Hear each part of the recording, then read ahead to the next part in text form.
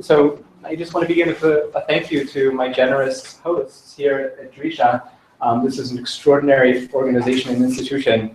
Long before we met, my wife was here on the Drisha summer program, I think 18 years ago, something like that. And what became our family has had a connection to Drisha ever since then. A tremendous amount of hakarat tov for what you have accomplished, will accomplish, and it's really an honor to be here. And to my friends and students, and even a few of my teachers who came tonight, it's really touching to see you all again.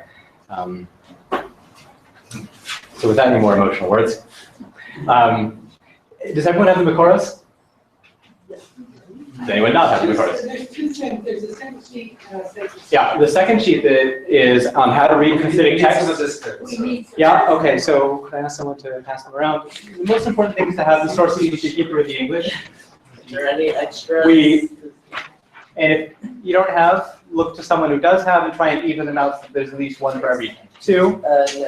We're not going to be reading them closely. If you don't have, so we don't have any more things.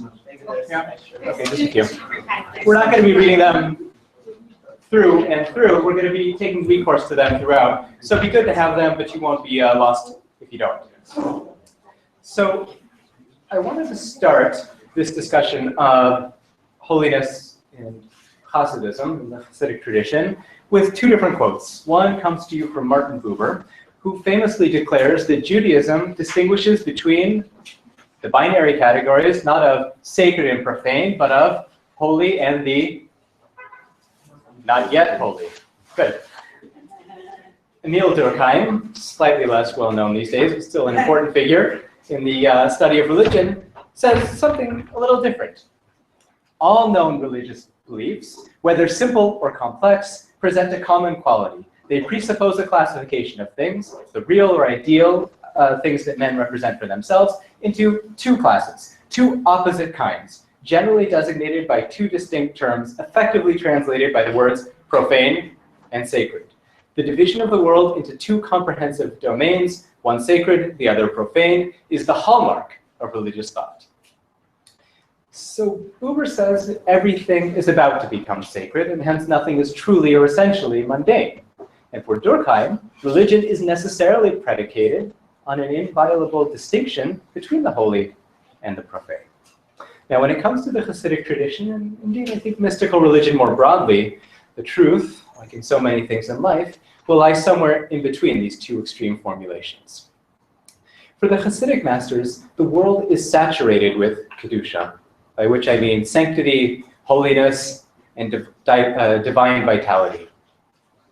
But this is not defined in, I would say, adversarial opposition to Chol, but rather in terms of its proximity to God. Now, the Chassidic masters read such texts as Melo chol haaretz kvodo from Isaiah, the whole world is full of God's glory, Le atar panui mineh from the Tikkunim, the Tikkunei Zohar, that there is no place devoid of you, quite literally, and pointing toward a rather simple truth. Alles is Gott. Everything is God. But our experience thereof is defined by a continuum of intensity. So we inhabit a world of division, particularity, multiplicity, and distinction, and our experience of the sacred is not the same in all moments, in all places, in all deeds, or with all people. Now, there are masters who describe the entire division between Kodesh and Chol as something b'diavad. One such text says that there would be no sacred space, the Garden of Eden, the temple, the Oel Moed, no conception of holy prophecy given to certain individuals, and even no such thing as Shabbat or holidays, were it not for the sin of Adam and Eve, and then the sin of Israel with the golden calf. In the initial moments of creation, all souls were equally holy, all spaces were equally sanctified, and all days were equally hallowed. And it's only the proverbial fall, the Havdil, that led mankind down the rabbit hole of Kodesh and Chol. That's the first text you'll see under Daf of Makoros. We're not going to read it inside, but it's there for you if you'd like to see it. There he delineates, and I'll try and give you little tidbits. I'd like you to take these home and struggle with them. I've given you English whenever I had it available. But you have the guide for reading Hasidic texts, and you should also have that if you have that in a dictionary, and my phone number, feel free to use, or at least my email, I think you'll be okay. There he delineates a very interesting, the author, tripartite structure of microcosms. Nefesh, Olam, Shana, which is a venerated structure that goes back many years in the history of Judaism. We might translate it as soul or the human plane, the world of space and the world of time, and says that the distinctions that we know in all of those realms, human, one soul or another, Olam, which is space, which is the notion of the Kodesh, Kodashim, and the different areas of the world that have Kedusha, and time, sacred time as opposed to regular or profane time, all of these things are essentially an outcome of sin. And ideally, and then once again in the Messianic era, these categories will collapse and fall behind us and we return to I don't know. We don't have Kodesh. What do we have? But most Chassidic texts frame these distinctions quite differently and embrace them as inherent aspects of the project of creation. So this is our world of distinction, of sacred and mundane, of Kodesh and Chol, which allows for free choice, human agency, and more importantly, a loving relationship between man and God. The illusion of our identity is a precious gift, as one of my teachers has wanted to say. So we hold faith in the truth of divine unity, ein od milvado, that there is nothing else aside from God, while our experience comes through the veil of multiplicity. Rabbi Moshe Chaim Luzzatto, the Ramchal, offers a beautiful metaphor for this, which I think is quite fitting for his Italian context. Stained glass window. One holy light is refracted into infinite hues as it enters into our world. But of course, our task is not only to observe the beauty of that multiplicity, but it's ultimately to transform that darkness around us, chol, or at least the perception thereof, into light, into sanctity, taking the chol and rendering it kadosh. This is Yitaron Haor Mina Choshech, the verse from Ecclesiastes that appears in almost every Chassidic book, that greater is the light that comes from amidst the darkness. So I've delineated 6 categories that we're going to explore together, 6 realms of thinking and experience that the Chassidic masters, I think, have something to teach us for today. So we have to start with sacred time. The calendar is one of the defining frameworks of Jewish life. Now, for the Chassidic masters, none of the events of our history happened, or just happened, in the past. Sacred time is cyclical, and we continuously relive those moments. So even when they're internalized, that is to say, when redemption comes from the historical process of Yetziat Mitzrayim, of leaving Egypt, to the redemption from Meitzar Yam, right, the constricted place of consciousness, which is a kind of personal redemption from the things that hold us back, the holidays and sacred times are unique catalysts for spiritual journeys. I'll point you here to a text we will look at together. The first text in sacred time, the text comes to us from the Baal Shem Tov, Hakoreh to Megillah. Everyone got it there? Good. Hakoreh to Megillah lemafreya, right? Lo yatsa. How would we translate that? One who reads or recites the Megillah lemafreya. Out of order. Good. How else do we use the word lemafreya? There does mean lemafreya, out of order. I'm sorry? A disturbing point, right?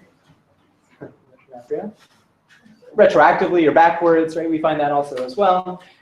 Here's what the Baal Shem Tov does with this Mishnah. It's characteristic, right? The Baal Shem Tov takes texts that you've seen a million times before and shows them to you in an entirely new light. It transforms the way that you look at the world, the way you look at yourself, and certainly the way that you look at texts. Hakoreh et Megillah lemafreya perush shesover ki az haya nes velo ata lo yatsa. If you look at the Megillah, right, the story of Esther, as if it was something that was a one-time story in which the miracle occurred then and not now, lo yatsa. You haven't fulfilled your obligation.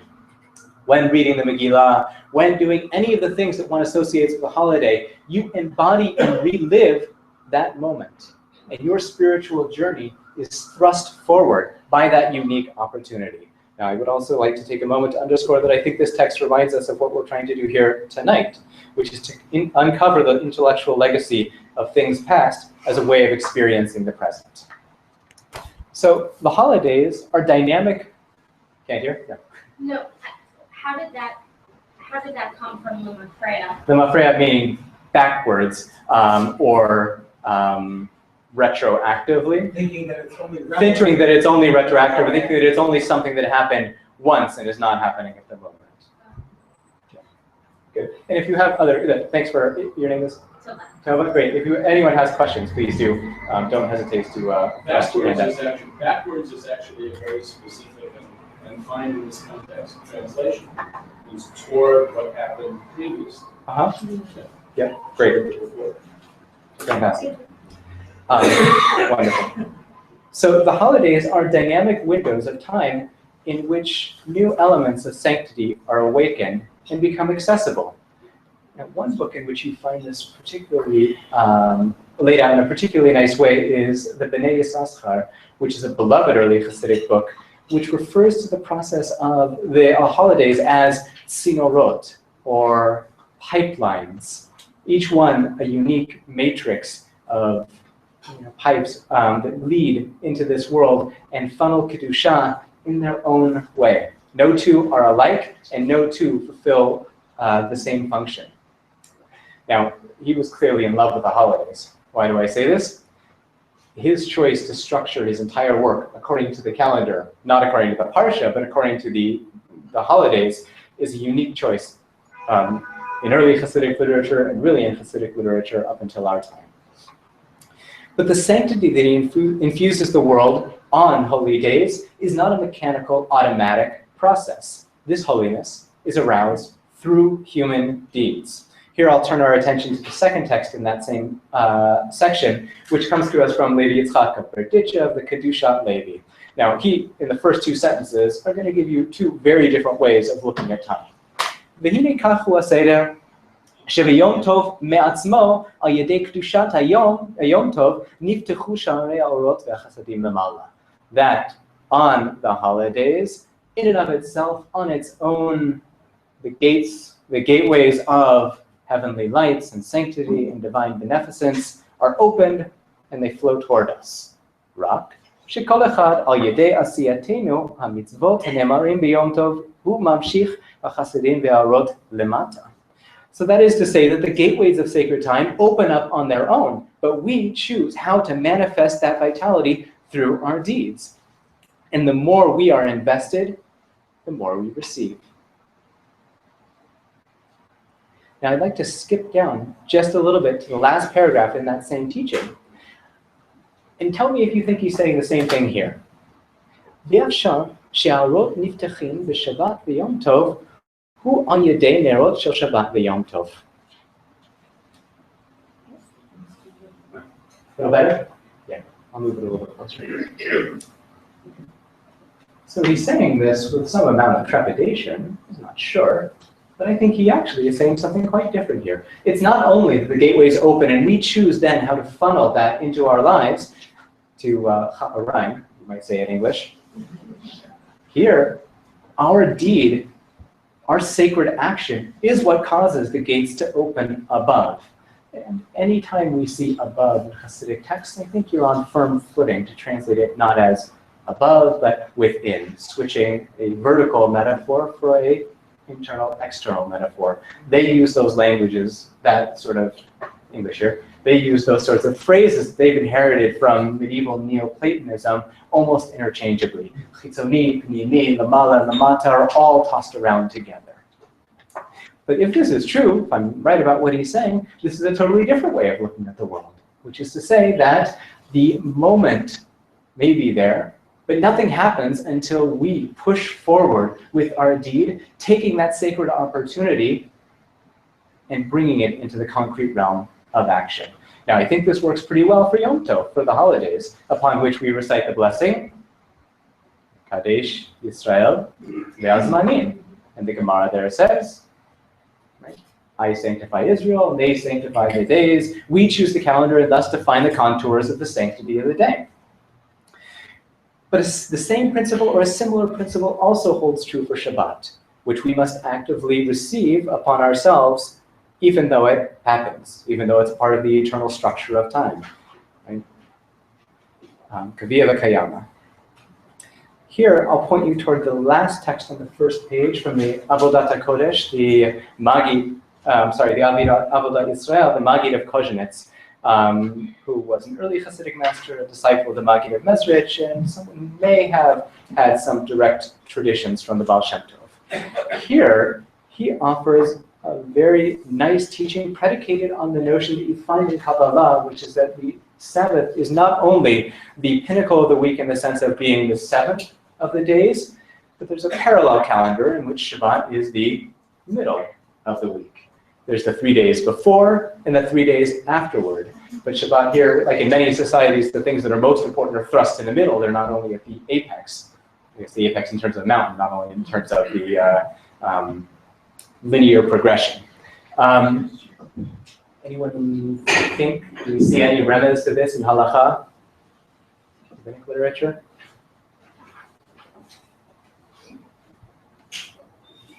That you could say Havdalah until Tuesday. Great. And what's on the flip side? Cannot travel 3 days before. Right. So the Kabbalists point toward these as perhaps things that build some sort of a notion that there's a, I would at least say we're on good grounds to say there's a buffer zone on either side that relates to the particular Shabbat, which is nestled or cradled in between those two sacred times. Here, he gives us a remarkable reading of Becharish v'katzir tishvot. Right? Don't plow and do not harvest your fields. This piece, the thrust of this piece, is really all about the importance of hachana, right? Of preparation. A lot of jokes about that, but I'll refrain from telling them until afterward, about Chassidim who concentrate more on the hachana than they do on the mitzvah. There's a chapter in Abraham Joshua Heschel's book on chutzpah called Hachana is the Ikra. Hachana is the most essential thing. And it's probably a hyperbole drawn out of a very real love for the notion that a mitzvah is something that you can only do in a single moment. But hachana, preparation, takes as long as you want. There is apparently a tradition of the Kutzko when he was a kid to get married. His father-in-law, prospective father-in-law, was in the Snugget, said, I'm not going to let you get married unless you down with the maiden. He said, fine. And 2 or 3 days later, I think he came into the Midrash and saw him davening Shachrit well into the morning. And his father-in-law asked him what was going on, and he said, well, I started with the meeting. I think that's probably not a true story because it's not sharp enough. Here, I'm not going to read the entire thing inside. You'll be able to explore it on your own. The Avodat Israel is the Maggid of Kozhenitz, who's really a fascinating and amazing figure in the history of early Hasidism. People make fun of the Hasidim for not knowing Halakha and lots of other things. He has something like 40 books. Many of them are about Halakha. They haven't been reprinted and they haven't been studied, but he was a tremendous Talmid Chacham. He went out with tremendous courage in order to be Matir Adunot and things like that. And yet on the other side, he was interesting because he spoke Polish. And the nobility, the Polish nobility, would come to him for brachot. Sort of an enigmatic figure. He's a descendant, I think, on both sides of the Piasetzner Rebbe. Of the Piasetzner Rebbe. We'll meet him soon, and certainly next week. So here, as I said, the thrust of this teaching is really about hachana. But here is a beautiful and illuminated reading for the Baal Shem Tov for Becharish v'katzir tishbot. So the Baal Shem Tov says, Charish is Roshei Tevot, a little out of order, Revi'i, Chamishi, Shishi. Okay? The 4th day, the 5th day, and the 6th day. Okay? And what is Katsir? I don't think it works numerically, but it works metaphorically. Charisha Plowing is the preparatory work before something blooms. After something has come to fruition, what do you do with it? Harvest it. So Uba Charish, Uba Katsir, Tishbot is the 3 days leading up to Shabbat are moments of preparation in which you focus on something that's upcoming, right? As in agriculture, you are attuned to create a fertile soil in which spirituality can bloom. Then, for the 3 days afterwards, you bring in those lessons. Reflection and integration are the tools for the next 3 days. So on the one hand, Shabbat is here. First chapter of the Bible tells us that it's sown into the history of time. And on the other hand, Shabbat is something that we frame, create, and in some way, sanctify. So the thing I want to key on here and take it forward is that it's not enough to allow that moment of Kedusha to exist only within Shabbat, but it's also to take it from there into the week. This is a famous teaching you find in many early Chassidic books. You find it in the Degel Machaneh Ephraim, who was the grandson of the Baal Shem Tov. You find it in the Sfat Emet, who we're going to meet in just a moment. Rabbi Yehuda Ariel of Ger. Shomer Shabbat, lishmo et Shabbat, does not mean to keep Shabbat only according to its halakha, but it is to protect and to cultivate it during the week.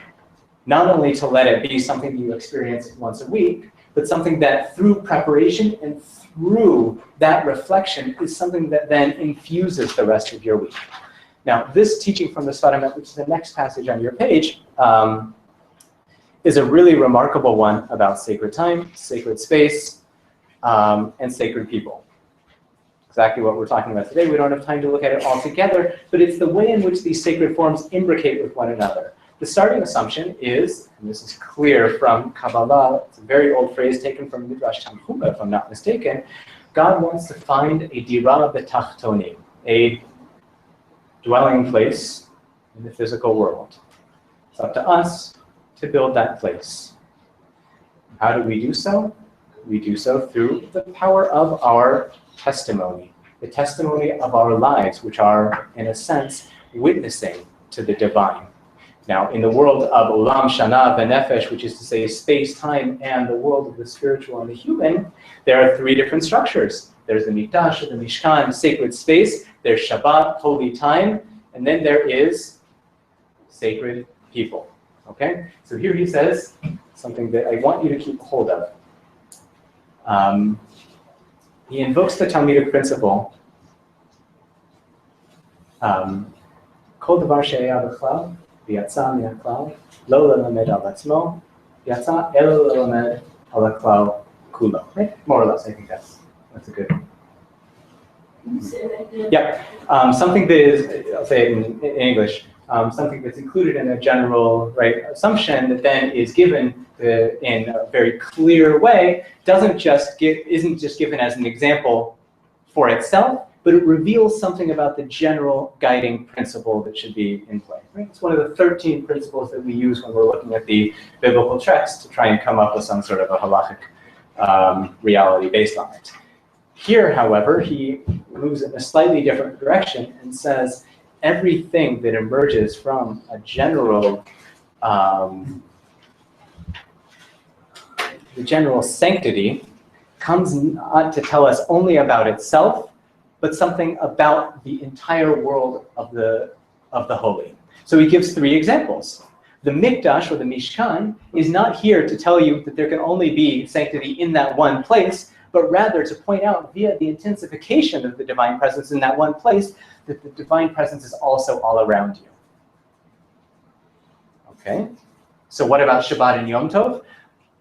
The holiness is concentrated in those days, not to tell you that the weekdays are totally bereft and profane, but rather to tell you that holiness exists there in a diminished form as well. And here he says 2 very interesting things about sacred people. The first is they're tzaddikim. There are holy people that teach you not only about the power of humanity that's invested in them, but in the power of humanity that's invested in you. But then he says, or before then, Uvanei Yisrael, Yatsu min haklal.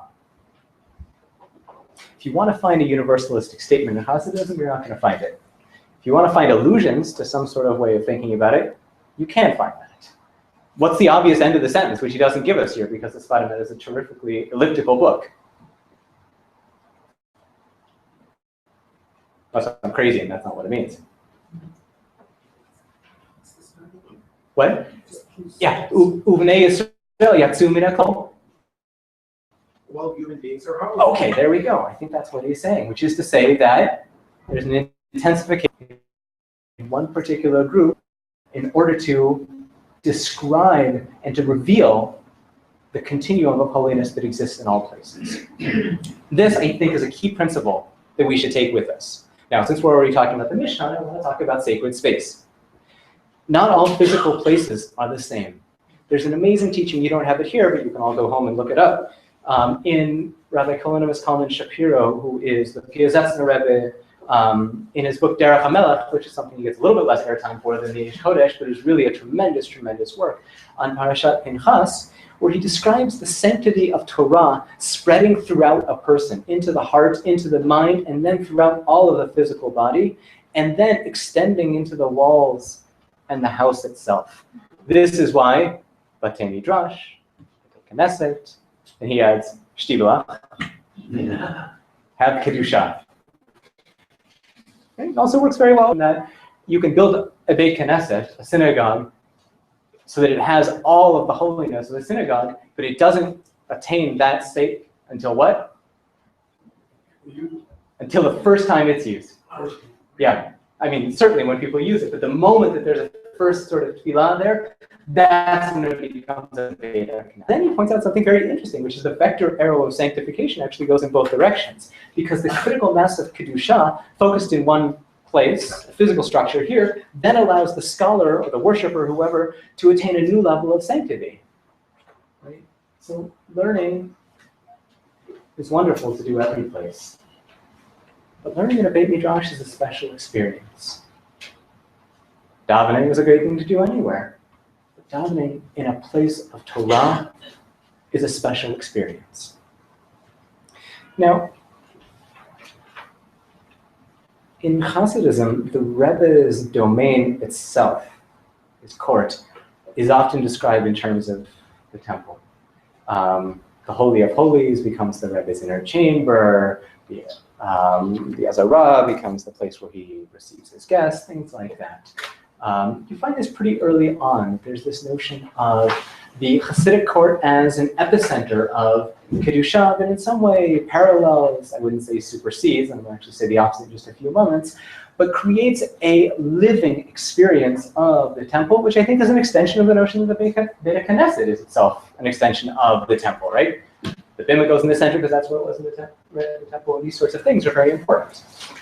There's an old Yiddish song, Ken Kotz Kfort Man Nisht. You don't drive by wagon, but now by car to Kotsk, right? Ken Kotz darf man oile regel sein. You have to be ole l'regel. La Kotsk is doch bimkom der Mikdash. Kotsk is there, temporarily in place of the Mikdash. We'll talk a little bit more about the journey when we talk about sacred people. But this is a very important reality. And when you see the construction of Hasidic courts, especially from the 19th century, the majesty is not only utilitarian. The majesty is meant to invoke, on the one hand, a sort of regal presence, and on the other hand, a kind of, I don't know, how do you turn Beit HaMikdash into an adjective? Temple-like edifice, right? Anyone been to Jerusalem? Kiryat bells? On the one hand, it's really shocking, right? It's a temple, it's a shul that fits like 2,500 people or something like that, maybe more, and looks just like the Beit HaMikdash. And on the other hand, if you go inside, it's an electrifying experience. So, but what I do want to say is that this spiritual reading of Jerusalem, of the Beit HaMikdash, the internalization of these symbols is not a total overwriting of spiritual meaning over physical space. The Sfat Emet consistently reads Zion, right, Jerusalem, as Ziyun, a mark or an indicator that points toward holiness, right? But it still means the holy city in physical terms. You can have both of those things. One doesn't supersede the other. And yet, on, I guess, a third hand, you often find references to the Midrashic idea that the land of Israel, the seat of holiness in the physical world, will at a point in the future expand to encompass all geographical locales. Right? So here in the first and only text that you have in your sacred space, Amru Rabotenu Atida Eretz Yisrael Shetarchiv et Gvulam B'chol HaOlam. Okay, so Israel will eventually become, I guess this is suburban sprawl, right? It will eventually take over the world, and that level of sanctity will be attained everywhere. Doesn't mean that the Beit HaMikdash will not have that unique status that it does. She'al yedei harchavat gvul hakedusha. Anyone recognize this phrase, expanding the boundaries of holiness? It's a phrase that Rav Kook likes. This may be where he gets it. I'm not sure. When he gives his expansive view of the world, he's basing himself on sources. And this is a phrase he particularly likes. Archavat gvul hakedusha, which is something that has its own entry in the index at the back of the Moreh Naim, who we're looking at now. This is a phrase he also liked. He liked it a couple hundred years earlier. Harchavat gvul hakodesh b'toch Yisrael. Amongst them, and now he makes it clear, b'kerev levavehem. Nasa gam kach b'chol ha'olamot v'yitrabe gam ken b'gashmi ki hakol talui ze b'ze b'ishtalshalut. So what's he saying? The expansion of the borders of holiness is something that's predicated on a link between what happens within and what is accomplished without. So the expansion of the borders of holiness is a transformation of the human being. And he says here in just a few lines, and you can read ahead on your own, that it happens through, and this is a key word for him, dot. Not just knowledge, but awareness. Right? To look at the world not only with the eyes of physicality, but to look at the world and pierce through your phenomenal perception and know that there is something within. So this theme of, let's say, exile, the opposite of this is we are still in exile. Exile still means the physical terms of dislocation, but it's also a spiritual state of darkness and distance. So redemption is the dawning of a new type of religious consciousness, the fruit of a life of cultivated holiness, but it's also about physical return. It means both of those things. So let's talk a little bit about sacred deeds, since those are the key. Chassidism, in all of its different forms, repeats over and over again that it's not enough to have awareness and contemplation. Deeds are what are asked for. Chassidism emphasizes that holiness can be discovered or revealed in everyday actions. The story made famous by Martin Buber about the wagon. Maybe it's Chassidic who finds his wagon, Balabella is in English, wagon driver, who is painting his wagon, and in doing so, he's praying and serving God through ordinary and physical motions. This notion that he, I think, is correct in finding that everyday actions, whether it's eating or drinking, can be transformed into experiences of the sacred is really there. And it's a very important element of Chassidut, that the world is filled with sparks of holiness left there after the shattering of the cosmic vessels. A beautiful, beautiful teaching you find here, you have it in both English and translation, is the Midrash, which is a late Midrash, about the character of Enoch, right? Hanoch, from the Bible. There are two, but there's one that we know even less about. This one we know a little bit more about. What we don't know is how he died. So you find this entire genre of Midrash, which stretches about 1,000 years, talking about his different journeys and personality traits. One of the rather late ones is fascinating, because it tells us what his occupation was. He's a shoemaker. Uvachol tefirah, with each and every threading, he would unite heaven and earth, bringing together the Ribono Shel Olam, HaKadosh Baruch Hu, the Blessed Holy One, and Shekhinah. Right? It's a nice image, threading together. It's probably not an accident. Stitching together heaven and earth. This is something that the Baal Shem Tov taught a lot. This is something that many of his disciples have in his name, not even not in his name. It seems to be a very important key Chassidic teaching. Now they map it onto an amazing pasuk.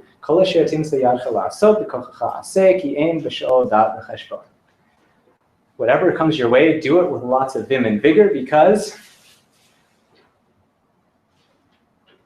not much going to be happening in the next life, right? Pretty good for Ecclesiastes.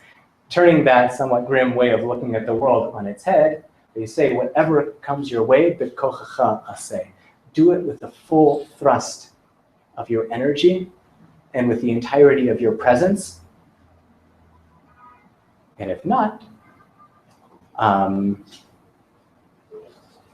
b'she'ol. Even this world can become hell. Right? So this takes on a different form in other Hasidic teachings, where they invoke the notion of chulin shinasu b'tarot hakodesh, which is an old rabbinic tradition of eating things that do not require holiness, right? A state of purity, even in a state of purity, either out of piety or because of, we're waiting for the temple to be rebuilt any moment now. One thing,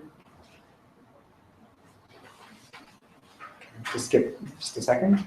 On page 3 in the Makorot, you'll see Umori Haya Miradla Befume.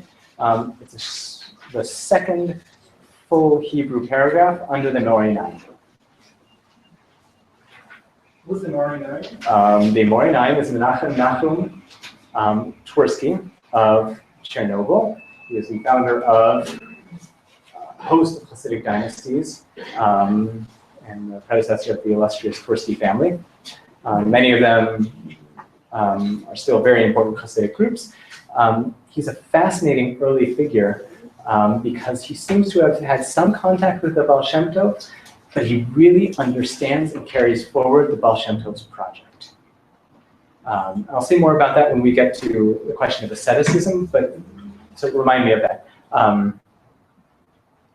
It's a book that both has a very world-embracing spiritual manner, as well as a deeply mystical contemplative side. And it holds both of those together, and different people read it different ways, but it's a fantastic, wonderful work.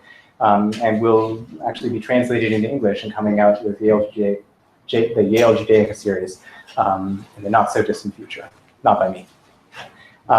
Mori haya miragla befume likrot ze chulin shenasu al tarot hakodesh ki afilu b'devar hanir'eh chol yaseh al tarot hakodesh. Would you be so kind as to read slightly, you try reading in Hebrew, would you read slightly slower? Yeah. With more volume? Sure, I'm sorry. Thank you. And I'll bounce back and forth between the Hebrew and the English. So this is what my teacher, and I'm reading here from the translation, was wont to call holy mundane things that are performed in a holy manner.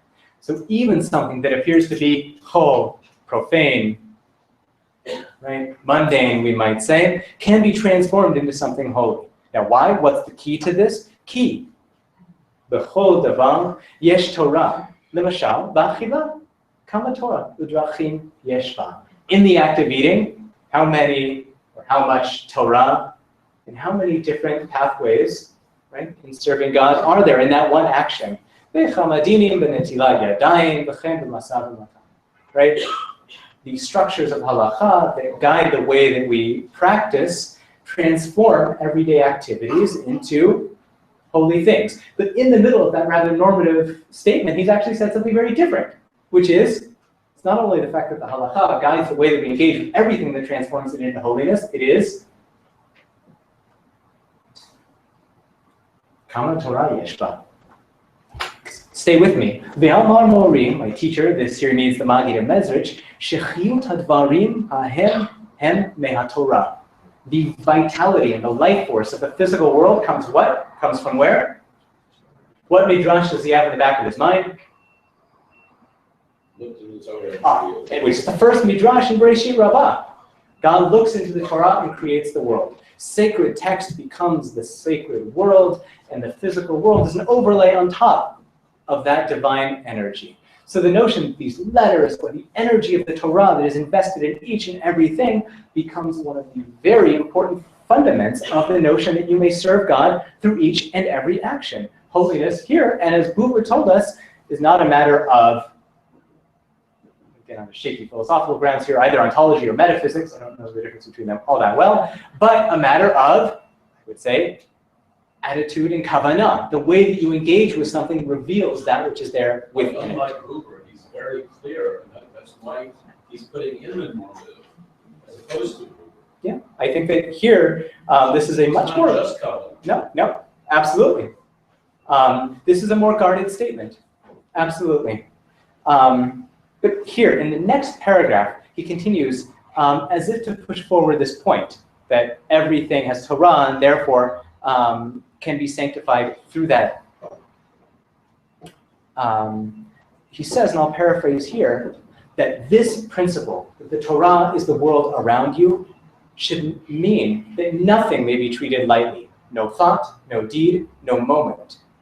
Since everything draws the sacred energy from Torah into the world, nothing around you should be seen as simply mundane. So why is anything a sword?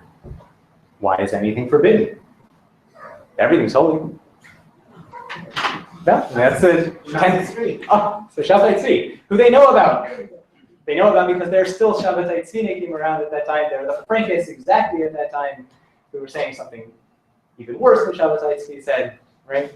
Shabbat Tzvi said you have to go into the realm of the klipot in order to free some of the sparks, and the realm of the husks in order to free the sparks, and that meant some sort of antinomian or strange actions. And Jakob Frank, who was in the 18th century, who was perhaps the pinnacle of that way of thinking, who says you precisely have to go into those realms of darkness in order to uplift all of those sparks. They know about these things, and they go in a totally different direction. So again, why not? This, by the way, is a very interesting reading of the story of Genesis. In Levi Yitzchak Berditchev's book, Kedushat Levi, he says this is the flame of the snake. Flame of the snake in the Garden of Eden. The fruit's holy. So what's the answer?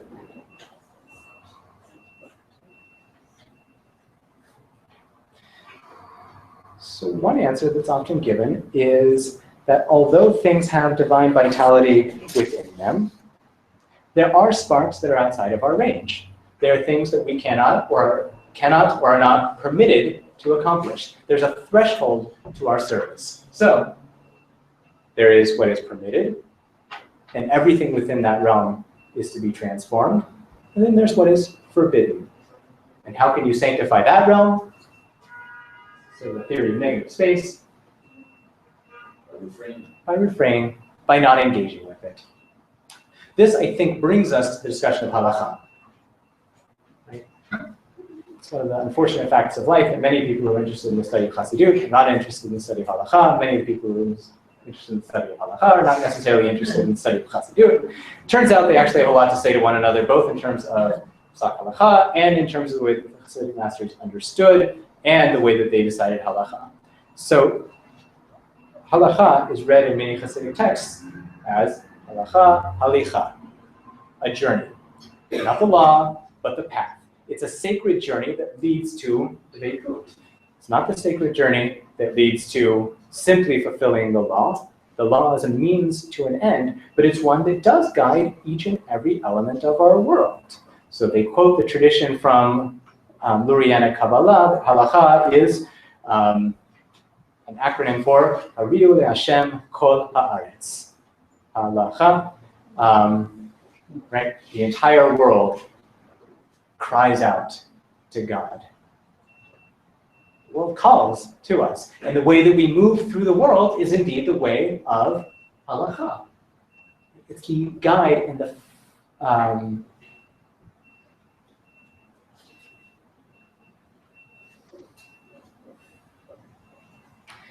it is often, but not always, coterminous with God's will. But halakha is the way in which we are then able to engage with the physical world around us, knowing clearly which of those categories, forbidden, obligated, or reshut, right, something that is possible, and knowing how to engage with them. So I want to step back from the world of halakha inward into the world of the midot, right? Midot is one of those words that's impossible to translate, right? Midas, right, in Yiddish. They're character traits, they're attributes, they're the spirot, there are lots of things. But in Chassidic works, they generally mean the 7 character traits or human attributes, which combine then with the 3 intellectual faculties. Here we have chokhmah, wisdom, bina, or understanding, dat, knowledge. These are the 3 intellectual attributes, which are followed by 7 midot, chesed, gevura, tiferet, netzach, hod, yesod, and malchut, which in translation are roughly love, strength, splendor, victory or eternity, beauty, foundation and stability, that's yesod, and malchut, which is shekhinah. So these 10 elements, these 10 midot, are an embodiment of the divine superstructure, sfirot, within man. They also become an archetype of emotions and for inner work, because the Chassidic masters employ the same vocabulary to describe both the divine and the inner spiritual framework of the human mind, revealing that the divine and human realms are intimately intertwined with one another. There is an incisive formulation from the Maggid that I almost fainted the first time I saw it. The Maggid of Mezrich this time. He says, how do we know that God is midot? How do we know that God is composed of sfirot? Because we have them. It's sort of interesting inverse of Exile, right? So the 7 midot, which are the lower, which are the intellectual, which are the emotive faculties, are the ones that are given unto us to transform. They're called the Shivat Yamei HaBinyan, the 7 days of creation, or the 7 days of building, which are the days of the week, but they are the 7 days of self-creation, and indeed the world around us. Now here, the contribution of Chassidut, I think, is very important. These midot, in their negative forms, are never meant to be combated, at least not with the expectation of uprooting them entirely.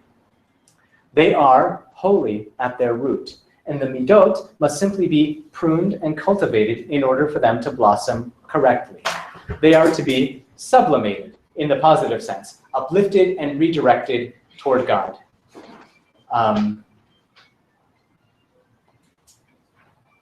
The classic proof text that you find is Ish ki kach et achoto chesed hu. When a man takes his sister as a wife, it's an act of chesed.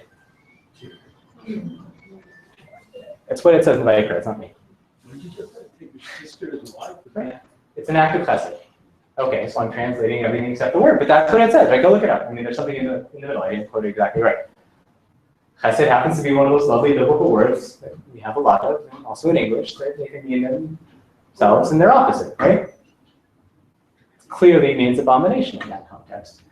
The Baal Shem Tov and his students read it rather daringly and say that this is a misappropriation of the human quality of love. Love can be given in ways that are permitted, and in ways that are sanctioned, and in ways that are Sanctions is one of the words. okay. Yeah, I'm choosing my words here carefully. So, yeah, I'll go back just one moment. The biblical verse clearly means that it is forbidden to marry one's sister because it is an abomination. The Baal Shem Tov reads that and says, it is indeed an abomination, but the abomination is an act of misguided love. There's only one kind of love that comes from the human being, right? Or exists in the heart of the human being, right? Agape and eros, it all comes from the same place. That love can be manifest in entirely wonderful and positive ways, and can also be manifest in the most terrifying ways, in the ways that destroy society, in the ways that hurt and destroy people. Any other one of the midot, we could say the same thing. Strength, courage, right? The power not to say something. It can be amazing. It can be wonderful. It can be transformative. And it can be terrifying. It can be deadly. It can be icy. Tiferet, splendor, beauty, can be dignity or conceit. And we have these within us, and we choose how they are applied. So the midot, as I said, are not meant to be combated or overturned, but they're meant to be worked with and transformed. There's a tradition here you'll see in the text from the Morainayim under Sanctifying the Midot from the Magid of Mezrich, where he says that each one of the 6 days of the week, you take one of the 6 sfirot, except for Malchut, the 6 Midot, and you work with it.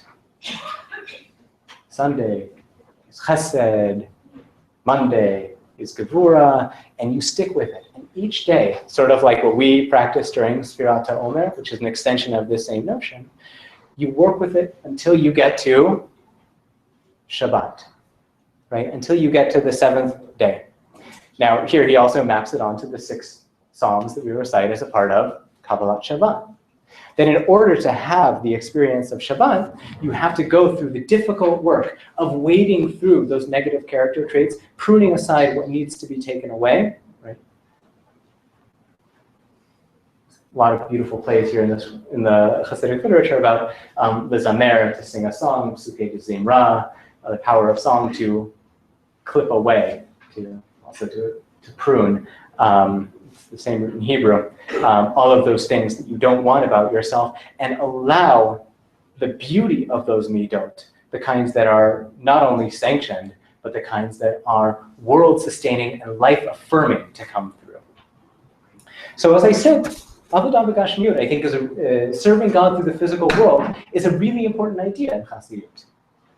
One of the few texts that we actually have from the Baal Shem Tov himself is a letter that he wrote to one of his disciples. And in that letter, he criticizes his disciple, not for his lack of assiduousness in study, not for his laxity in interpersonal commandments, but for fasting.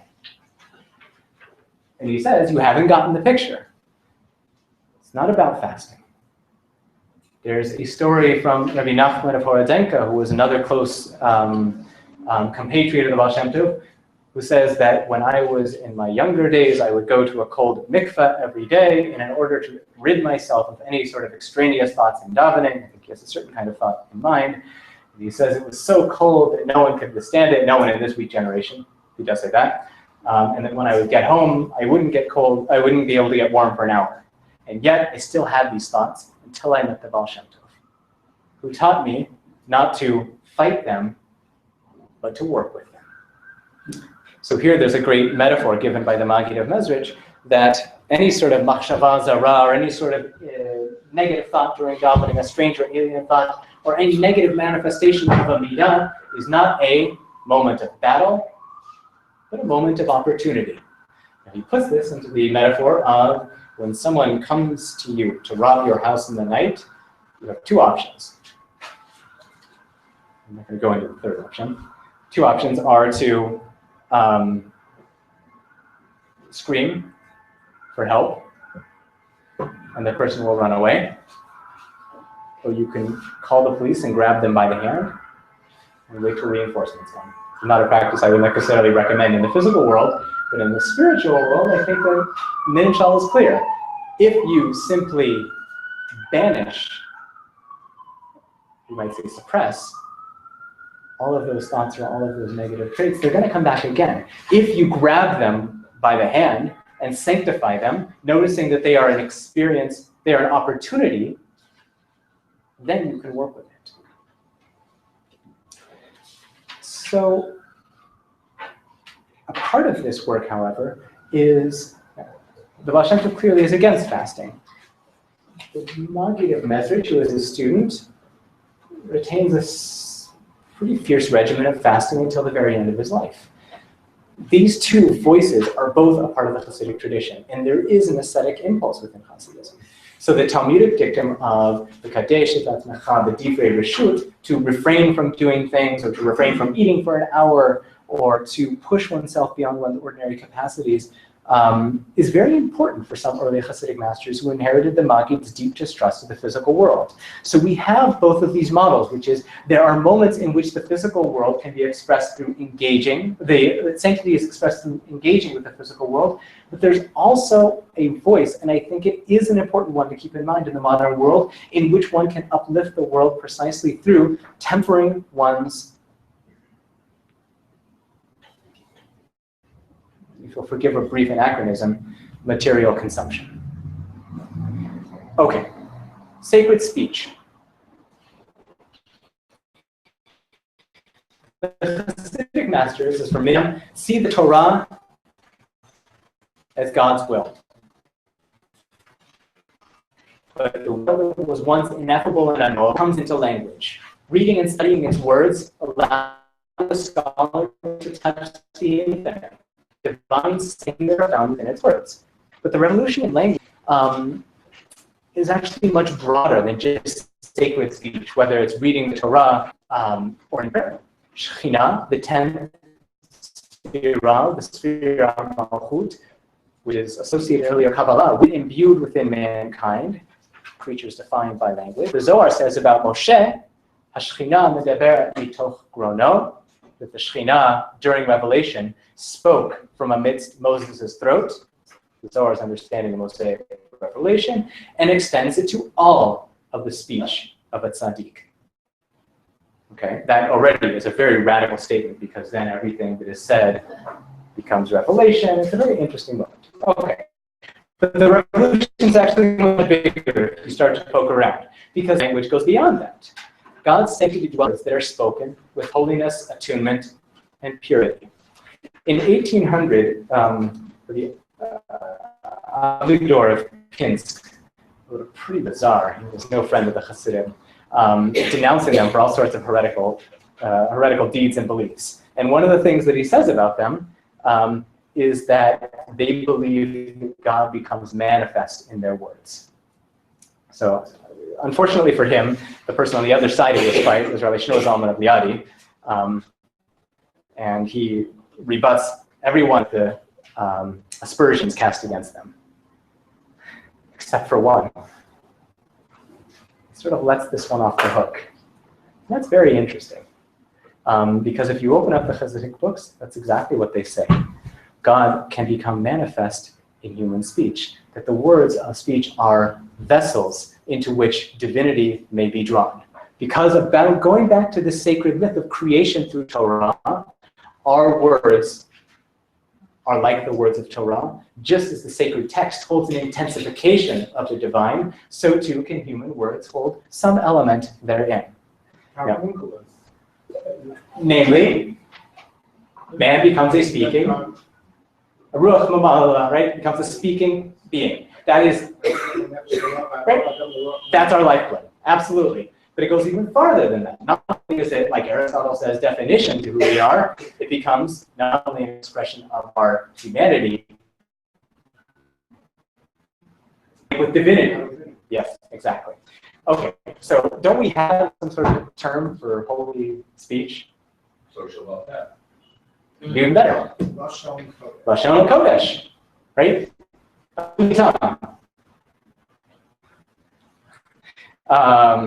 So terms that everyone debates over what it means. Does it apply to biblical Hebrew? Does it apply to Mishnaic Hebrew as well? Is it because Hebrew is the divine language of creation, revelation, and prophecy? Or is it holy because of its unique aesthetic qualities? Or is it simply a wondrous conventional language without any obscenities, as Maimonides suggests?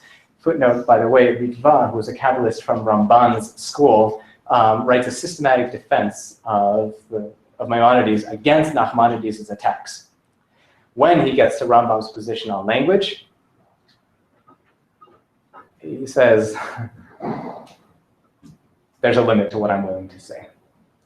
The fact that Maimonides says that Hebrew is essentially the most beautiful of all languages, but just like every other language is conventional, is crossing the line. So, it's in Hasidism for the first time that one finds the notion that any language, spoken in sanctity and with contemplative awareness, can rightly be considered holy speech.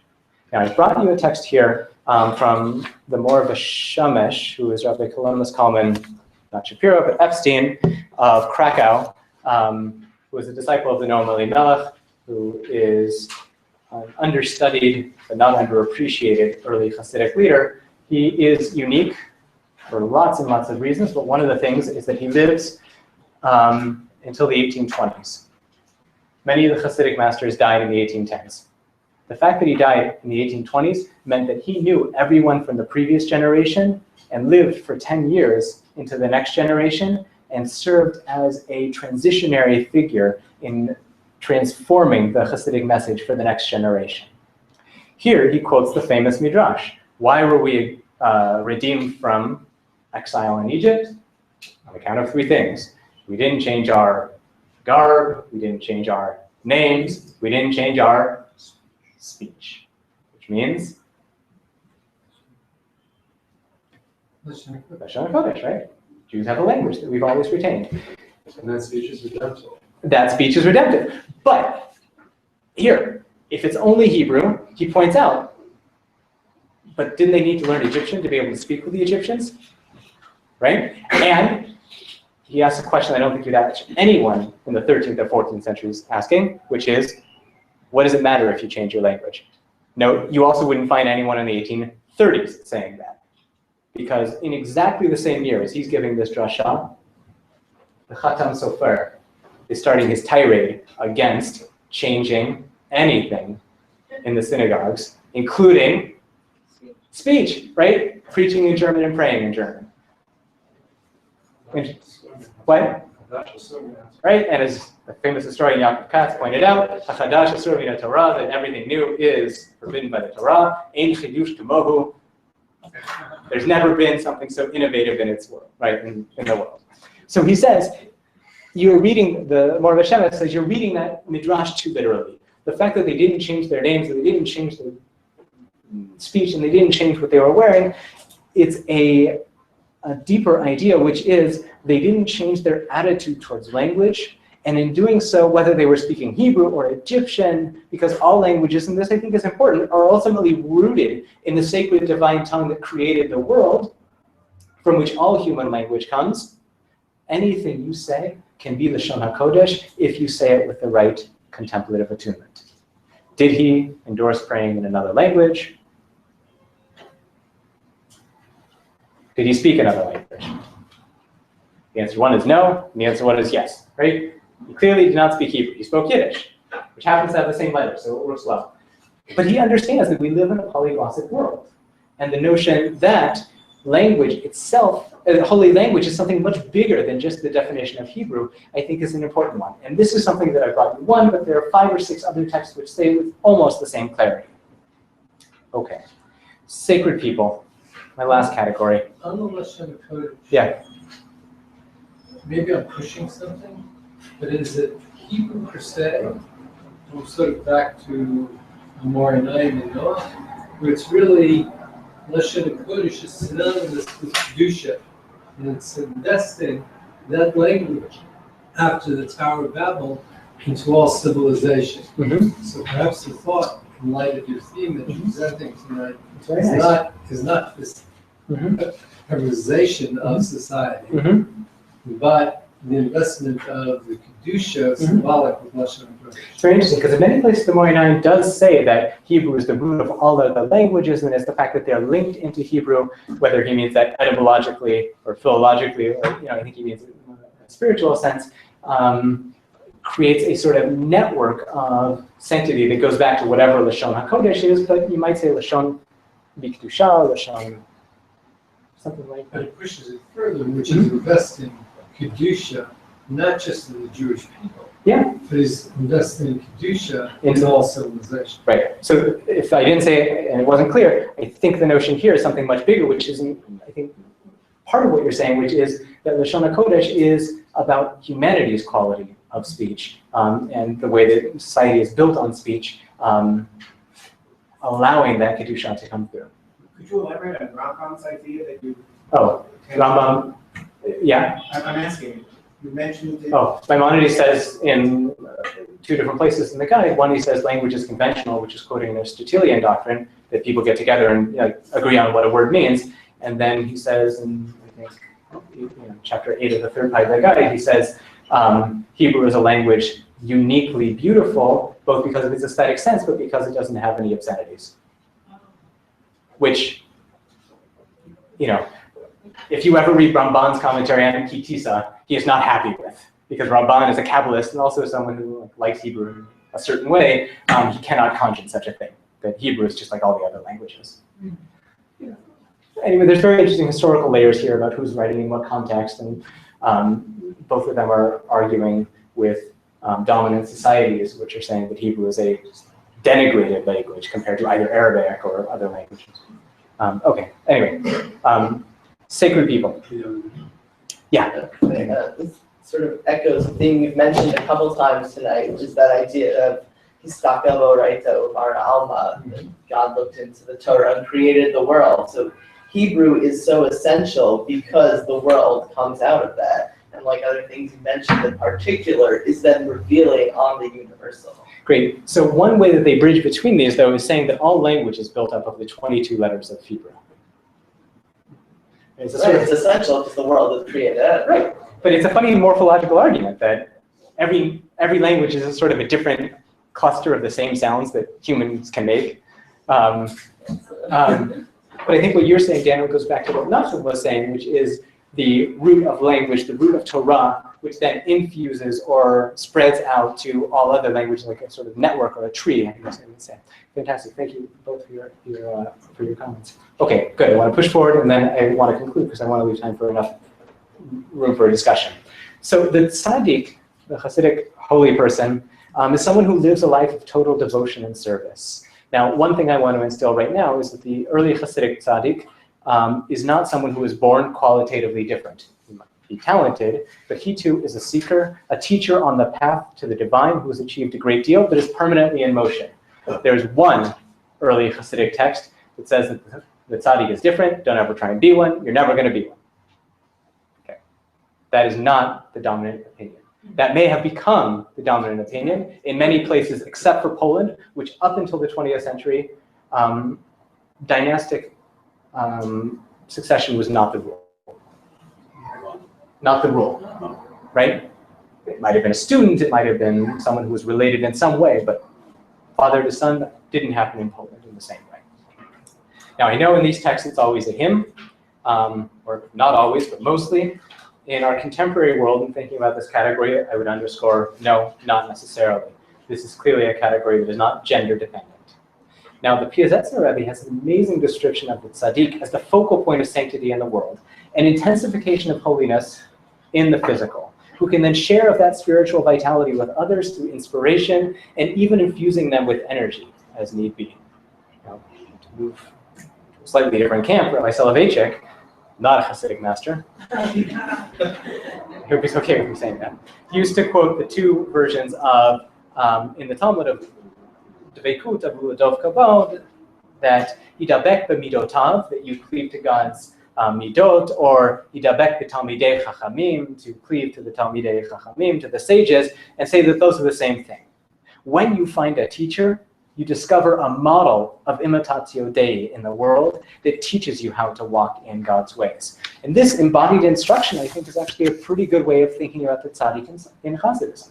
You can ask me questions later about miracles and things like that. I'm not going to focus on that at the moment. But this power of the tzaddik allows him, or in our context, to her, to descend away from a cloistered religious existence into the physical world and into the humble masses. There's an amazing teaching here from the Noam Elimelech where he quotes, he says there are two kinds of tzaddik. They're the kind that need to be monks, essentially, staying far away from anything that might curtail their religious service. And he says there's another kind who, because of the centeredness that they have developed through their religious devotion, it doesn't matter where they go, they transform the world around them. This is his reading of the Mishnah. Basar Kodesh Lo Histriach Me'olam. Right? One of the miracles in the temple that the sacrificial meats never went off. Basar Kodesh, someone who has transformed themselves, right, into holiness, lo yisriach, eno masriach, I think it is, will never become right, rotten, as it were, me'olam, forever, but right? Olam in Yiddish, right, and also in Chassidic text, means the people. Me'olam, nothing. If you don't, right? If you know who you are, nothing can move you. And if you've created that centered inner world of sanctity, then you can bring that to anyone without losing it. So the Lubavitcher Rebbe once was asked, what's the difference between a rabbi and a rebbe? And I'm sure he gave many answers to that question on many different occasions, but the one he gave on this one was that a rabbi waits to answer a question, and the rebbe goes out to the people. He doesn't wait for someone to ask. So the last note that I want to add here is the communal element, which is related to the tzaddik, but because that's where you gather, but also to the notion of holy people. Because fellowship is really crucial to early Hasidism, and really up until our time period. The mystic's path to God, even with all of its important introspective elements, leads directly through the community. This is some fellow travelers on their way to the tzaddik exchanging bits of information and teaching one another. But it's also to look humbly at the people around you and to know that you are both a teacher to some and both a student to some. And every time you gather together in a community of devotion whose united goals and mutual support allow you to teach one another and thereby attain a degree of sanctity that is greater than the sum of any of the various parts. Here, the Morva Shemesh, one of the people who really focuses on this, says that you can attain great heights all alone in the wilderness, but there's one thing you can't attain. Kedusha Elyona. The highest degree of sanctity will be forever hidden from you. So I hope that these sorts of texts read themselves fairly clearly in the modern world, which is to say that the contemporary application of them isn't too hard to find. Hasidism, or the theology that I put before you, has something to say to modern people living in what scholar Charles Taylor has called the secular age. I think that in terms of sacred time, the cycles of time that have given way to linear progression, and holy time has more to offer us than just a respite from technology. This I often think that Heschel didn't know from Facebook, but there's more to holy time than the absence of engaging in the world and the illusions of progress. That holy time is stepping with fullness of one's being into a slightly different dimension in which one believes in the power of the human being to become more ennobled, more spiritually attuned, more open, more giving, not only because of where they are physically, but because of where they are temporally, in time sense. But also holy space. It's not only palaces in time that can be called holy. I had the great privilege of living in Israel for 4 years. And life is different there. And it's not simply a matter of what a critical mass of people can create together. I had a teacher who once said that he refused to go up on the Temple Mount, not because he believed that it wouldn't be holy, because he was afraid he wouldn't feel something there. Right? Elie Wiesel, in one of his books, says that when he came to Jerusalem for the first time after the Holocaust, he saw the rebuilt Chassidic courts, and he saw everything that they had in the whole world, in the old world, and they were missing something. And that was the longing to be in Jerusalem. So I guess because I'm young, I went up, and I've never felt anything like it. That's transformed the way that I look at space forever. But here, I think that this is about continuums, as we've talked about before. There are lesser degrees and greater degrees of intensity. And in understanding that, we should be mindful in cultivating sacred spaces. When it comes to sacred deeds, I think that it's easy, as we all know, to lapse into carelessness, complacency, or simple numbing apathy. The Kotzker famously said, "Who is a Chassid? One who asks themselves at every turn, Mai ta'ama? What's the reason? Why am I doing this? To what end? Sacred midot, I think, offer a holistic approach to personal growth, spiritual progression, and even healing. That no aspects of the self should be left behind, and that the work is never done, but on the other hand, that you are at your core a holy being, allows for an approach to hard inner work that is both challenging and embracing. Sacred speech, I don't think I can find anything more relevant in a world that words come faster than ever via an ever-increasing number of networks and social media. But in my experience, and I speak both in terms of a listener and a speaker, fewer and fewer of these words are spoken with the proper intensity, commitment, and attunement. The Maggid of Mezrich once said that to say something is like the birth of a child. You have to hold on to it for 9 months, and then it will be ready. It's probably a hard person to be a student of that. But I do think we've also forgotten the power of silence, which we might describe as the sacred white fire amidst the black fire of our furious communique. So holy people, modernity obviously comes with the skepticism of authority and role models.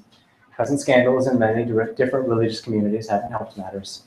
But I believe in the power of meeting sacred individuals, sometimes teachers, sometimes students, sometimes fellow travelers, who can, in a single moment, transform the way that we look at ourselves, the way that we look at the world around us.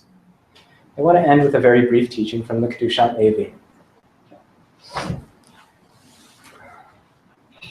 He says, Kedushati lamala mi kedushatchem. It's the Midrash's comment on Kedoshim Tihiyom. And he says, just add one comma. Kedushati lamala mi kedushatchem. Sorry. Sorry, I'm hard. Yeah. Kedushati lamala mi kedushatchem. Which is to say, not my sanctity is above and beyond anything you can ever attain in your humble physical form, but that the divine sanctity is manifest, is magnified, and is revealed through the earnest quest of humanity to live a life of holiness. So now I'll invite a conversation in the time that we have left.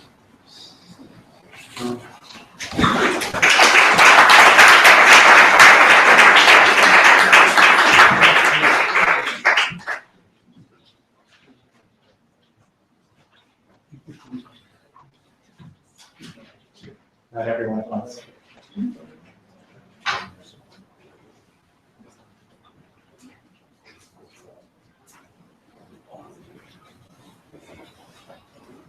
Thank you, that's great. How much do you think these radical conceptions of the idea of holiness that we were talking about from the Chassidic masters are based in or have to do with the more ancient conceptions of the sacred of ancient Israelites or ancient Judaism in general? How ancient? Capital period. I'll say just something very brief, which is the Chassidic masters, one of the things that's so frustrating and so delightful is that in order to read a Chassidic text correctly, you have to know everything that comes before it because it's all there. And they're layered upon one another. So for a student of intellectual history, it's a very exciting genre. The development from the Bible to Hasidism is huge. Different universes. But on the other hand, the Chassidic God is the God of the Bible, perhaps more so than some medieval gods that can't move and can't talk and can't impact the world in clear ways. A Protestant Bible scholar, I think it was, not that long ago, in his commentary on Vayikra, on Leviticus, points out that if you trace the way that Havdalah, the Havdil, the Havdil, the Kodesh, Kodashim, the way that the word Havdalah functions in many biblical contexts, does not actually mean a break in which there is one and then the other, and there can never be any sort of interpenetration between them, but rather that the two exist in mutual self-definition in which there is a porous engagement between them. And there's but But Hamagdu ben Kodesh to Kodesh we also have, right? It's like a continuum.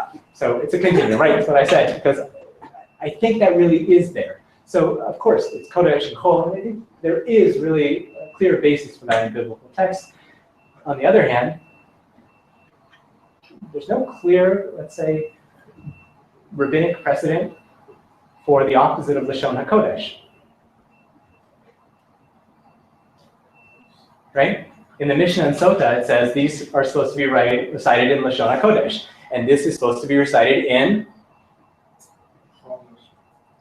all other language. B'chol Lashon, right? With a chap and not with a chet, right? In any other language. So I think the categories on Kodesh and Chol are actually very fluid, and they don't always fully entail it. And so the Chassidic reading of Lashon HaKodesh may actually, right, it's not only in contradistinction to the Chol. That's what I mean to bring out by that point.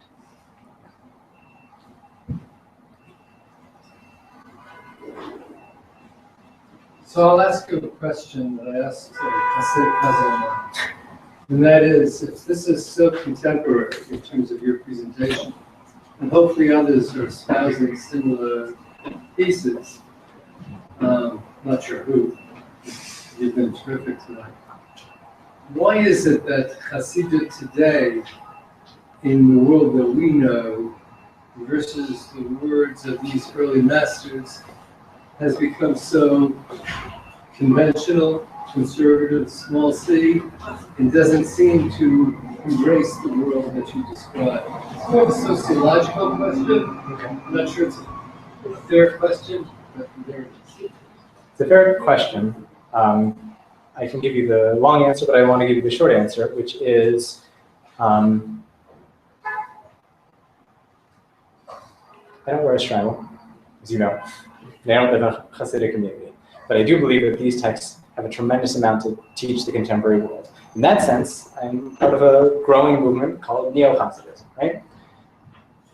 That began with, well, depends on who you ask. There was an article published not that long ago in which it began just a few years ago within the world of modern Orthodoxy. It begins with someone like Martin Buber. It begins with someone like Hillel Zeitlin, who goes into the Western world and comes back to the Hasidic tradition and says they've lost the original mystical fire that really infused early Hasidism.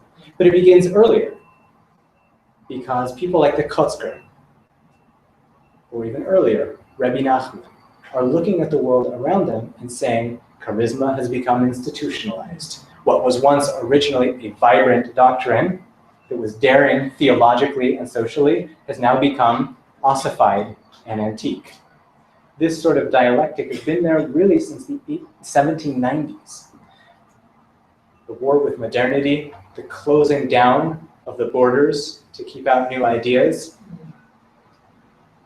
the advent of the dynastic system, which on the one hand brought great stability, and on the other hand brings with it all of the negative things that come with a monarchy that goes down from father to son or father to to other relative, have all contributed to a very complex social phenomenon, which is Hasidism. Every once in a while within Hasidic groups, though, you find people who recapture that original sense and return to the books. If you ask most contemporary Hasidim when they learn Hasidut, it's a funny question, right? But even in the world that they practice, the world of their praxis doesn't underscore the types of principles that you're putting forth this evening. That's, to me, part of that whole analysis. So it's all of those things that I said, and in the purpose of full disclosure, what I've presented is a selective reading. I think it has to be a good selective reading and a convincing one. I don't think I do it with any sense of intellectual dishonesty. These are not the only texts out there. But the communities, I think, are driven less by ideas and more by ideology. Those are very different things. That's a great question, yeah. I learned so much from you tonight, thank you. It seemed that your statement quoting the pasuk from Sefer Vayikra about incest being chesed shocked many people. So my question is, how does Hasidus understand the relationships between Cain and Hevel and their sisters, which is what the pasuk Olam Chesed Yibaneh, which appears in Sefer, I forget which one, but it's not in the Torah. That's what refers to. How do they, could you elaborate? Because many people seem shocked. It's funny, I taught that principle in dozens of different places all over the world, and no one's ever been shocked. Great, we do things every day.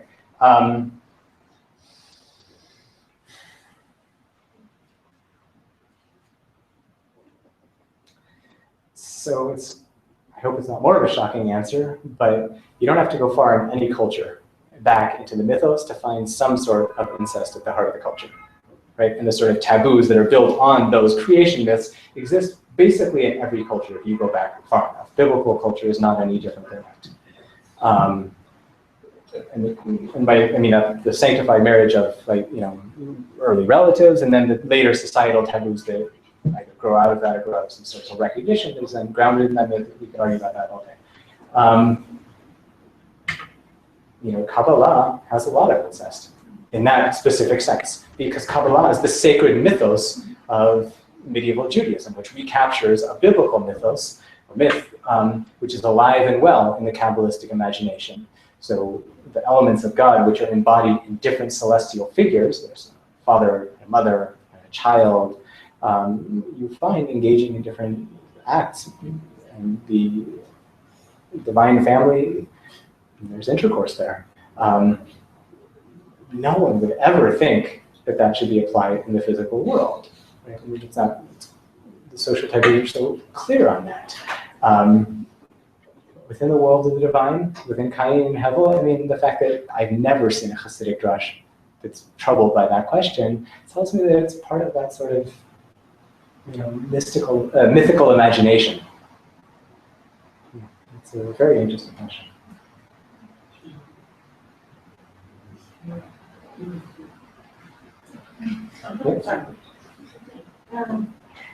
First of all, thank you for the presentation, and you have a lot of different texts from a lot of different people, a lot of different Hasidic masters. And I was just wondering, I know this question will take probably another 2 days, but briefly, you talk about what's similar, with the themes, but are there differences in the, different roots? You see so many different types of Hasidim. I was wondering, like what differentiates one from the other?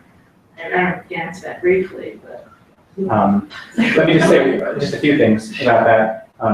There's a funny phenomenon, you only see this in Israel, where Hasidic groups will dress up as one another on Purim. Right? So on Purim, everyone knows you dress up as a thing you'll never be, right? Something crazy. So you'll see these. Right, exactly. And so you'll see. Right, exactly. So you see people wearing. If they ordinarily have the ribbon, the knot on the ribbon on their hat on the one side, it'll be on the other side. That's enough to get them thrown out of yeshiva. But, in Purim, it's okay. So by means of that, in the modern world, especially when they all live in the same city and are fighting for money and power and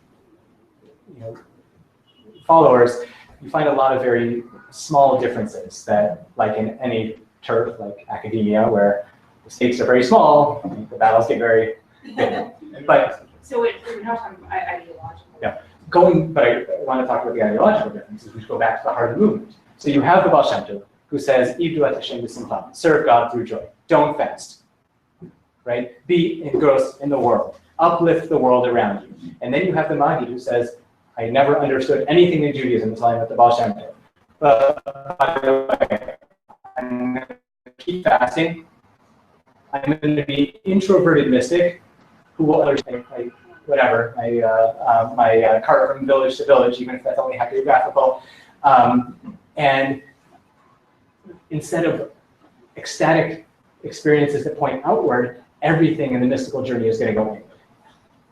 Right? These two voices are intertwined within Hasidism. And for different personality types and for different Hasidic groups, they both become very important, right? This is actually something I heard just recently, that so Karliner Hasidim are known for shouting during their davening, right? And Chabad Hasidim of a certain age were known for not moving at all. Okay, so you need to know that. The Slobomer Rebbe once walked into his shul and they started davening and everyone was shouting. And he said, "We're not Karli." He came in the next day and everyone was standing straight upright. He talked again and he said, "We're not Chabad." But those are the three Chabad groups that you mentioned. That's significant. So they're all in the Those same. are the only three. Everybody Right. else is Chagat. Okay, but these are Chagat groups. Right. This is Chabad. so this is but just 1 second, just 1 second. These are all groups that live within close context, close proximity to one another in White Russia and know each other very well and branch out in very different ways. Now I want to answer your question, which is Poland. You find a totally different style of Hasidism. In Ukraine, you find a totally different style of Hasidism. In the Ukraine, you get very early dynastic succession. You get an interweaving between economic and religious life. You get the Rizhin community in Derech HaMalchut, which is the Rebbe as a king riding around on 4 white horses. And it sounds crazy to us, but in the same way that England has a monarchy, Jews have also. There's something nice about having a king. There's something wonderful about that. In Poland, that would never pass. In Chabad, that would be antithetical. Chabad says, "Amoach shalit alav." The mind is what counts. And that's what rules over the heart. So what do the other Chassidic masters say? So found actually in dialogue, says, don't ever think you can start with the mind. It says start with the heart and then you'll get somewhere. Go from mind and then to the realm of the. I think that one of the great things about the study of Hasidism is that when you start to read the texts against one another, and not simply in a sort of panoply that we call Hasidism, you start to see that this is actually a polyvocal movement in which multiple personalities, multiple mystical approaches, multiple ways of approaching everything from education to prayer to inner life to what a Rebbe himself is different. And there's a Shlomo Karlebach had a tradition that he would give out copies of Chassidic books to people that he thought were the right book for them. And there's something to that, which is that every once in a while, a Chassidic book, you'll open it and you'll never leave. Ariel, last question for tonight. Thank you. It's wonderful to really encounter you. I've read each of your stuff, so it's really an honor. You began by drawing a distinction between Gruber and Durkheim, between holy and not yet holy versus the sacred and the profane. And then you gave a beautiful presentation that made the world so saturated with Kedusha that it leaves me wondering, what is still whole in this world? Is it just the not yet holy? Can you just talk a little bit more about that? Great. So I think Buber's right. But I think that Buber overplays his hand, at least in the way that it comes off when you hear only that one quote, because the Chassidic masters clearly acknowledge our awareness of Chol. Even if at the end of the day, when we close our eyes and sink into that infinity in those rare moments, we know that everything is kadosh and everything goes back to Kedusha. Our normative experience of that on the everyday basis is not. And so, indeed, the world is full of the divine. And indeed, the world is infused with Kedusha. But most of the time, our experience won't be of that. And that illusion, right, this is, I guess I haven't said it, but I will say it, Tzimtzum, the retraction or the withdrawal of the intensity of the divine that leaves room for everything that we know and love of creation, which indeed has things that are kadosh, but many, many, many things that are whole, is the very fundament of the project of creation and mankind's part of that. So you could translate this phrase from Buber back into the original Hebrew, which is a great phrase that you find from the Maggid and from one of his disciples, that God made the world yesh me'ayin. Right? Creation of something out of nothing. And it's the job of the human being to make ayin yesh.